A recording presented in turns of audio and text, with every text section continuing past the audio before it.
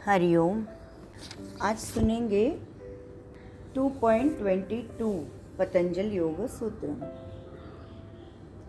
यह है कृतार्थम प्रति नष्टमप्यनष्टम तदन्य साधारणत्वात्।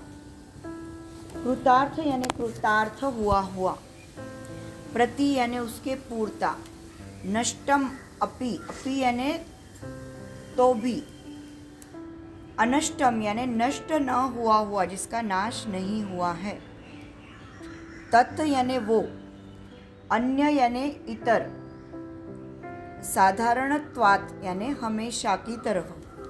तो इस सूत्र का मतलब है कैवल्य साक्षात्कार जिसको हो जाता है, कैवल्य प्राप्ति होता है, उससे कृतार्थ जो हो गया है, उस योगी के लिए दृश्य नष्ट हुआ है, फिर भी जो इतर जो जीव है यानी जो उसके अलावा जो जीव है उनको दृश्य हमेशा की तरह प्रतीत होता है, इसके लिए उनके लिए वो नष्ट नहीं हुआ रहता है। इसका एक्सप्लेनेशन देते हुए बताया है कि सांख्य शास्त्र के अनुसार पुरुष और प्रकृति यह दोनों शाश्वत तत्व है, यानी हमेशा ये रहने वाले हैं। उसके लिए मतलब प्रकृति यह नष्ट होने वाली नहीं है। पुरुष और प्रकृति का संयोग नहीं हो सकता है, ऐसा बन सकता है, लेकिन पुरुष बिल्कुल नहीं और प्रकृति बिल्कुल नहीं, ऐसा नहीं हो सकता है। वो दोनों का जो संयोग है वो नहीं होगा, वो शक्य है। तो उन्होंने बताया है कि कैवल्य का शिखर पे विराजमान विमुक्त योगी के लिए प्रकृति का लय होता है, यह इसी अर्थ से उसके लिए जो संयोग है वो नष्ट हो जाता है, परंतु सर्वसाधारण इंसान के लिए प्रकृति का अस्तित्व कायम रहता है। जैसे लाइटिंग रहती है, कोई लाइटिंग समझो ऐसे चक्राकार लाइटिंग है, तो उसमें एक के बाद एक ऐसे चालू होता है, बंद होता है, चालू होता है, बंद होता है। तो हमको क्या लगता है कि वह एक सर्कल है, ऐसा हमको लगता है, परंतु वह एक लाइट हुआ, चालू हुआ, बंद हुआ, चालू हुआ, बंद हुआ, ऐसे होता रहता है। हमको क्या लगता है कि ऐसे गोल गोल सर्कल घूम रहा है, पर वो से सर्कल घूमता नहीं रहता है।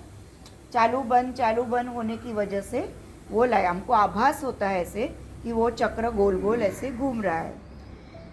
तो उसी तरह से जैसे उसके पीछे का रहस्य हमको पता है कि वह चक्र मिथ्या है, मतलब वो चक्र है नहीं वहाँ, वो ऐसे एक लाइट चालू होता है, बंद होता है, चालू होता है, बंद होता है, इसके लिए हमको चक्र ऐसे लगता है।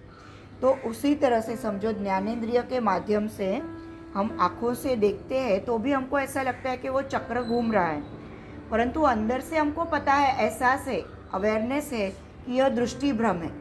एक्चुअली उधर गोल गोल कोई चक्र घूमता नहीं रहता है, वो लाइट चालू एक हुआ, बंद हुआ, चालू हुआ, एक बंद हुआ, तो उसकी वजह से मूविंग लगता है हमको, और वहाँ वो चीज़ नहीं है ऐसे। तो उसी तरह से जो कृतार्थ पुरुष, उसके लिए प्रकृति का अस्तित्व चला जाता है। अगर उसको कैवल्य प्राप्ति होने के बाद भी उसने अगर चित्त के माध्यम का वापर किया तो उसको वापस त्रिगुणात्मक प्रकृति का स्वरूप दिखने लगेगा।